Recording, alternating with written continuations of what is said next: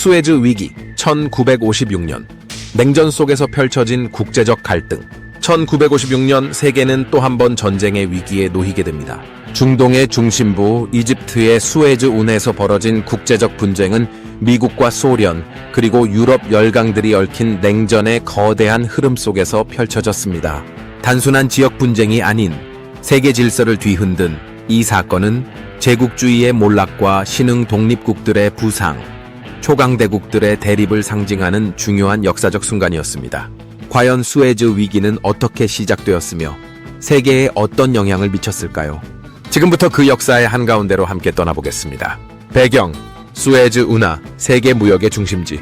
수에즈 운하는 1869년 개통된 이래 세계 무역의 중요한 요충지로 자리 잡았습니다. 아프리카와 아시아를 연결하는 이 운하는 유럽과 인도를 잇는 최단 경로로 특히 영국과 프랑스에게는 경제적, 군사적으로 중요한 의미를 지니고 있었습니다. 19세기 후반, 영국과 프랑스는 수에즈 운하의 운영권을 장악하며 이집트를 사실상 지배하였으나 20세기에 접어들면서 아프리카와 중동 지역에서는 탈식민지화의 바람이 불기 시작했습니다. 1952년 이집트에서 군부 쿠데타가 발생하면서 왕정이 무너졌고 가말 압델 나세르 정권이 들어서게 되면서 이집트의 운명은 크게 변화하게 됩니다. 위기의 발단, 나세르 대통령의 등장과 수에즈 운하 국유화 선언. 나세르 대통령은 아랍 민족주의를 앞세우며 서구 열강의 영향력을 축소하려 했습니다. 그는 아랍 세계의 단결과 독립을 강조하며 영국과 프랑스를 비롯한 서방 국가들과 대립각을 세웠습니다. 특히 나세르 대통령은 아스완 하이뎀 건설을 위한 자금을 확보하는 과정에서 서방과 갈등을 빚었습니다. 원래 미국과 영국은 이집트의 아스완 하이뎀 프로젝트를 지원하려 하였으나 나세르 대통령이 소련과 가까운 관계를 유지하자 지원을 철회하였습니다. 이에 분노한 나세르 대통령은 1956년 7월 26일 전 세계를 충격에 빠뜨릴 선언을 합니다. 이집트의 주권을 되찾겠습니다. 수에즈 운하는 우리 국민의 것입니다. 이 발표와 함께 이집트 정부는 군대를 동원해 수에즈 운하를 국유화하고 프랑스 및 영국 기업들이 운영하던 수에즈 운하 회사의 자산을 몰수하였습니다. 이 선언은 영국과 프랑스에게는 선전포고와도 같은 의미였습니다. 국제사회의 반응, 서방의 반발과 냉전의 긴장. 수에즈 운하 국유화 선언은 곧바로 국제적인 파장을 불러일으켰습니다.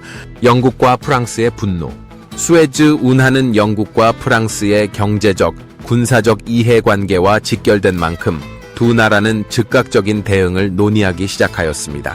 특히 영국 총리 앤서니 이든은 나세르 대통령을 제2의 히틀러로 비유하며 그를 제거해야 한다고 주장하였습니다. 이스라엘의 이해관계. 이스라엘과 이집트의 관계는 이미 악화된 상태였습니다. 나세르 대통령은 이스라엘을 강력히 반대하며 팔레스타인 게릴라들을 지원하고 있었으며 이스라엘의 선박이 홍해로 나아가는 것을 차단하였습니다. 이에 따라 이스라엘은 영국 및 프랑스와 협력하여 군사적 대응을 준비하였습니다. 미국과 소련의 개입. 미국의 아이젠하워 대통령은 영국과 프랑스의 군사 개입을 원하지 않았습니다. 냉전이 진행 중인 상황에서 중동 지역에서의 불안정은 소련의 개입을 초래할 가능성이 컸기 때문입니다. 반면 소련은 나세르 대통령을 적극적으로 지원하며 서방 국가들의 제국주의적 개입을 강력히 비판하였습니다. 군사 충돌, 영국, 프랑스, 이스라엘의 공격.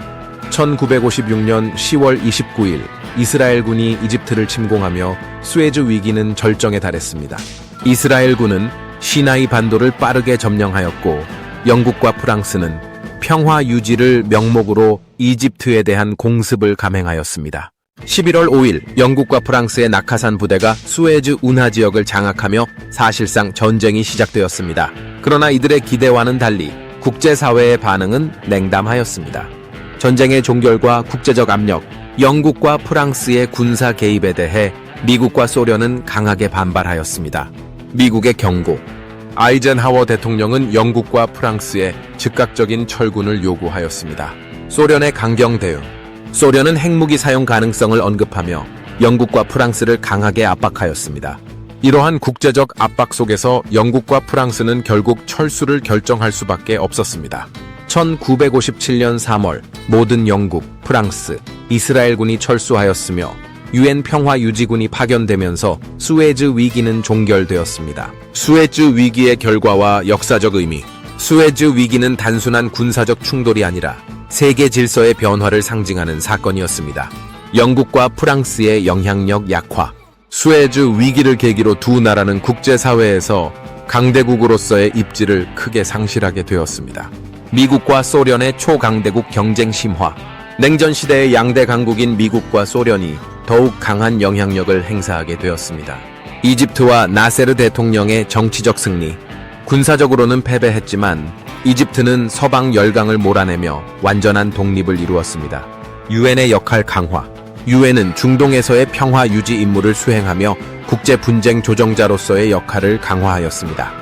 수에즈 위기는 제국주의 시대의 종말과 냉전 시대의 국제 정치가 맞물린 역사적 사건이었습니다. 이 사건 이후 중동 지역의 긴장과 갈등은 더욱 심화되었으며 오늘날까지도 국제 관계에 영향을 미치고 있습니다. 우리는 이 역사를 통해 무엇을 배울 수 있을까요?